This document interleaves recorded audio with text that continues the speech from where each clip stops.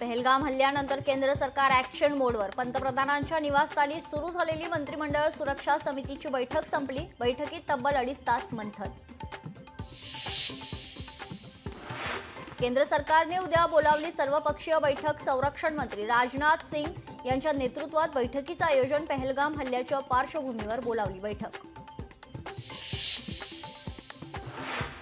दहशतवाद्यांना सडेतोड उत्तर देणार संरक्षण मंत्री राजनाथ सिंग यांचा इशारा. पडद्यामागे बसून ज्यांनी कट रचला त्याला सोडणार नाही, राजनाथ सिंग यांचं वक्तव्य.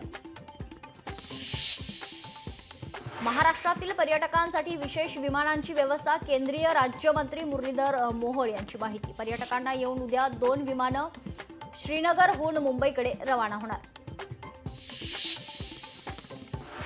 नौदल अधिकारी विनय नरवाल अनंतात विलीन. लेफ्टनंट विनय नरवाल यांना नौदलाकडून सलामी. लेफ्टनंट विनय नरवाल यांना साश्रू नयनांनी निरोप.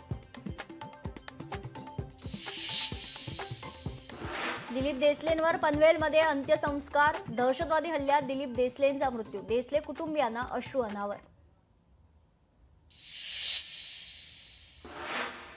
काश्मीरमध्ये अडकलेल्या पर्यटकांसाठी शिवसेनेचा पुढाकार. सुखरूप परत आणण्यासाठी पूर्ण सहकार्य करण्याचं दिलं आश्वासन.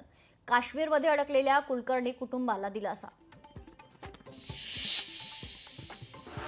जम्मू काश्मीर सरकारकडून मृतांच्या कुटुंबियांना मदत जाहीर. पहलगाम हल्ल्यातील मृतांच्या वारसांना 10 लाखांची मदत. गंभीर जखमींना 2 लाखांची मदत. जखमींना 1 लाखाची मदत.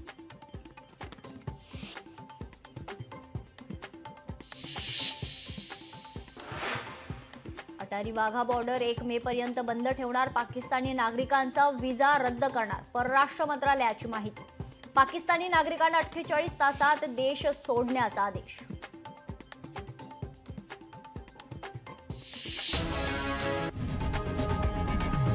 लोकशाही मराठी ऐका, पहा, जागरूक रहा.